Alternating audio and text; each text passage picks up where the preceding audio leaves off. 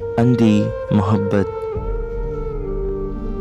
حقیقی story tailor کے معزز سامعین کو محمد حاذق قریشی کا سلام۔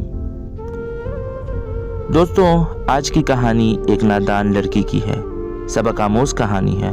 ایک ایسی لڑکی کی کہانی جو اپنا سب کچھ چھوڑ کر جاوید کے ساتھ بھاگنے والی تھی، لیکن عین وقت پر ایسا کیا ہوا کہ اسے قسمت نے بھیانک انجام سے بچا لیا۔ وہ ہامتی کامتی سیڑھیاں چڑھتی چھت پر پہنچی، جانے کیوں نیچے جانے کی بجائے وہ اوپر آ گئی۔ فون بجنے لگا، ایک دم سے ان سے سائلنٹ کا بٹن دب گیا اور سیڑھیوں کی جانب دیکھنے لگی۔ جاوید! وہ فون اٹھاتے ہوئے بوکھلائے ہوئے انداز میں بولی، میں نے سب سامان تیار کر لیا، کہاں ہو؟ بس میں پہنچنے والا ہوں، تم اطمینان رکھو اور وہاں جلدی سے نیچے آنا، ہمارے پاس وقت بہت کم ہے۔ جاوید نے جلدی سے جواب دیتے ہوئے فون بند کر دیا۔ شبنم کے لیے یہ انتظار اتنا طویل ہو گیا جیسے برسوں سے وہ انتظار کر رہی ہو۔ گھبراتے ہوئے وہ چھت کے دیوار کے پاس آئی اور یوں ہی نیچے جھانکنے لگی تھی، مگر یہ کیا، اس کا دل لمحے کے ہزارویں حصے میں جیسے رک سا گیا ہو۔ جاوید گلی کے نکڑ پر بائک پر اپنے دو دوستوں کے ساتھ تھا اور اس کے دونوں دوست بائک سے اتر کر ایک سائڈ پر ہو گئے اور جاوید کا رخ شبنم کے گھر کی جانب تھا۔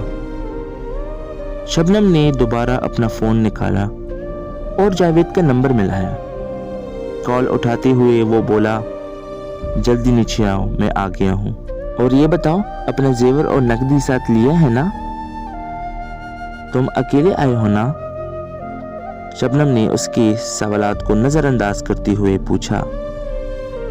ہاں، میں نے اکیلے آنا تھا تو ظاہر ہے اکیلے ہی آیا ہوں نا، جاوید جھنجھلاتے ہوئے بولا۔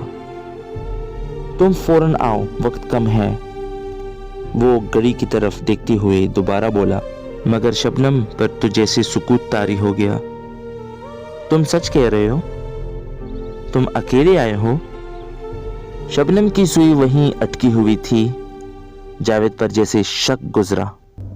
وہ فوراً نرم انداز اپناتے ہوئے بولا، کیا کوئی اپنی زندگی سے بھی جھوٹ بول سکتا ہے؟ میں تمہیں کس طرح یقین دلاؤں کہ میں تنہا ہوں؟ تم آؤ اور خود دیکھ لو، میں تنہا آیا ہوں۔ اب کی بار وہ کچھ زیادہ ہی تفصیل سے جواب دے گیا۔ دونوں طرف سکوت چھا گیا۔ شبنم کی آواز نے سکوت توڑا تو جیسے جاوید پر حیرتوں کا پہاڑ ٹوٹ پڑا۔ وہ کامتی آواز میں بولی، چلے جاؤ اور اب دوبارہ کبھی میرے گھر کا رخ نہ کرنا۔ اگر تم یہاں آئے تو جان لو مجھ سے برا کوئی نہیں ہوگا۔ اسے اپنی آواز کسی کھائی سے آتی محسوس ہوئی۔ کون سی دوست تھی میری ایسی جس نے مجھے تم سے ملنے سے نہ روکا ہو، مگر میں نے کسی کی نہ سنی، یہاں تک کہ اپنے ماں باپ کو دھوکہ دینے چلی تھی۔ ان کی آنکھوں میں دھول جھونک کر میں نے تمہیں اہم جانا اور تم نے آج بتا دیا۔ مجھ سے بڑھ کر کوئی پاگل ہو ہی نہیں سکتی۔ بے دردی سے وہ گال رگڑتی کال بند کرنے لگی کہ وہ بولا، تم اگر میری اصلیت جان ہی چکی ہو تو سیدھی طرح زیور اور نقدی مجھے دے دو، ورنہ میں تمہاری تصویریں سوشل میڈیا پر ڈال دوں گا۔ پھر تم کسی کو تو کیا اپنے گھر والوں کو منہ دکھانے کے قابل نہ رہو گی۔ غصے سے بولتا وہ چپ ہوا۔ ہر بے ایمان انسان کی طرح وہ اپنی اصلیت پر اتر آیا، مگر شبنم پر اس کا کوئی اثر نہ پڑا۔ وہ پٹ پڑی، جاؤ جو جی میں آئے کر لو، میں کسی صورت تمہیں پھوٹی کوڑی نہیں دینے والی۔ اور ایک بات یاد رکھنا، جب کوئی توبہ کرے تو وہ، اس نے آسمان کی طرف شہادت کی انگلی اٹھاتے ہوئے کہا، وہ کسی کی توبہ رد نہیں کرتا اور جب آزماتا ہے تو اپنے بندے کو رسوا نہیں کرتا۔ یہ کہتے ہی اس نے فون बंद करके दीवार पर दे मारा और ऐसे रोने लगी जैसे इसका कोई अपना मर गया।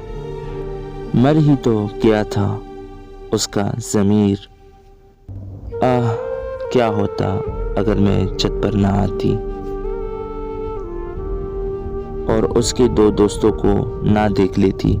यकीनन मेरा भी जिक्र उन लड़कियों में होता जो अपने वालिदैन की नाफरमान होती हैं, दर दर ठोकरें खाने वाली, जिन्हें फिर कभी इज्जत नहीं मिलती, जो माँ बाप की इज्जत को उनकी दहलीज पर रौंद कर अपनी ख्वाहिशात के पीछे घर से निकलती हैं।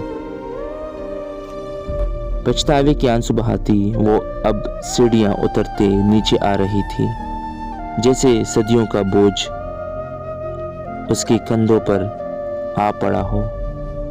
दोस्तों, ऐसी बहुत सी कहानियाँ हैं जो हमारे माशरे का हिस्सा हैं। इन कहानियों के बारे में अगर हमें पता चल जाए तो शायद कई बेटी ये कदम उठाने से पहले 1000 बार सोचे।